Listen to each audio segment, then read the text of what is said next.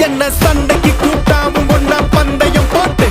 நான் அம்பைய போல வந்தண்டி மன்னிப்பு கேட்டு அப்பையும் வீட்டுல கொட்டுக்க போறாங்கல்ல போலீஸ் கம்ப்ளைண்ட் முஞ்சா என்ன கூண்டுல நிப்பாட்டு நம்மளுக்கும் இருக்கு சப்போர்ட் உன்னை கூட்டுன்னு போவேன் ஜீப்ல